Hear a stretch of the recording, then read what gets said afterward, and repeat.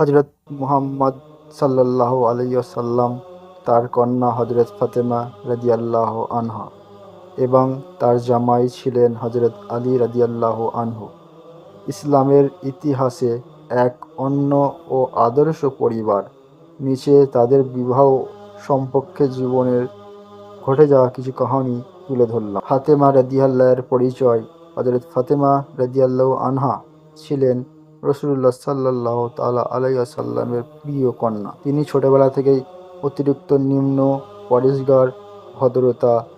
তিনি পিতার প্রতি গভীর ভালোবাসা পরিপূর্ণ ছিলেন। তাকে রাসূলুল্লাহ সাল্লাল্লাহু তাআলা আলাইহি ওয়াসাল্লাম ভালোবেসে ফাতেমা জাহরা পবিত্র নামে ডাকতেন এবং বলতেন, আমার ফাতেমা একটি আমার অংশ। যে তাকে কষ্ট দেয় সে আমাকে কষ্ট দেয়। হযরত আলী রাদিয়াল্লাহু আনহু এর পরিচয়।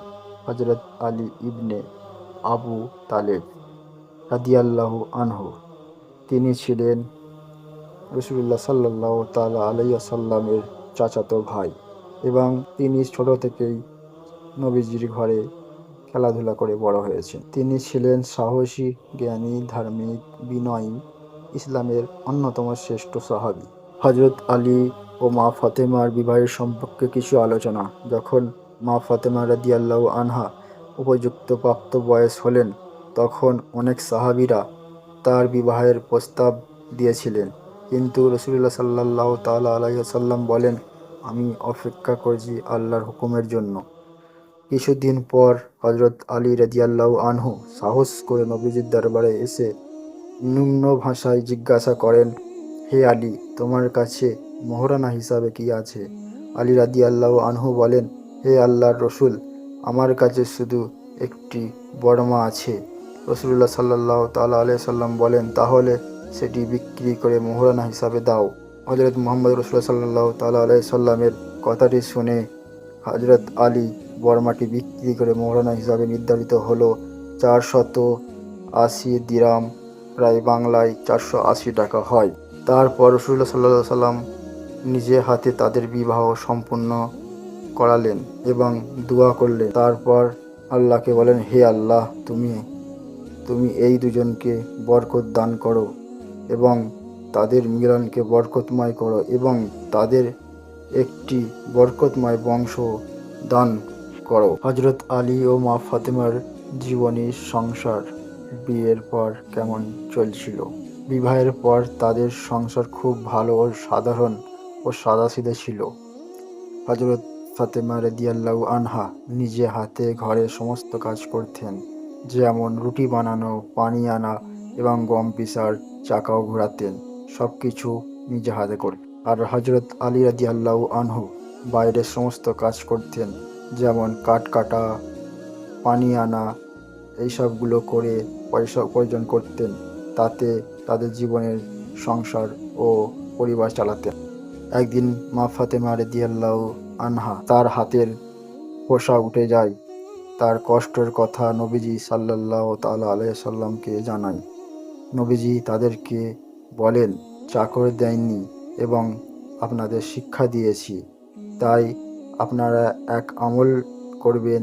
সেই নেক আমলটি হলো ঘুমোবার আগে 33 বার সুবহানাল্লাহ পড়বেন, 33 বার আলহামদ পড়বেন এবং 34 বার আল্লাহু আকবার পাঠ করবেন। হযরত আলী এবং মা ফাতেমা নিয়ম মতো ওই দোয়া পাঠ করতেন। বহু বছর পর আল্লাহ তাদের প্রতি খুশি হয়ে 2 পুত্র এবং 2 কন্যা দান করেন। 2 পুত্রের নাম হলো, 1 নম্বর পুত্রের নাম হলো হযরত হাসান রাদিয়াল্লাহু আনহু, 2 নম্বর পুত্রের নাম হলো হযরত হোসেন রাদিয়াল্লাহু আনহু এবং 2 কন্যার মধ্যে প্রথম পুত্রের নাম হলো উম্মে কুলসুম রাদিয়াল্লাহু আনহা এবং 2 নম্বর কন্যার নাম হলো জাইনাব রাদিয়াল্লাহু আনহা এবং তাদের জীবনযাপন ভালোই ছিল।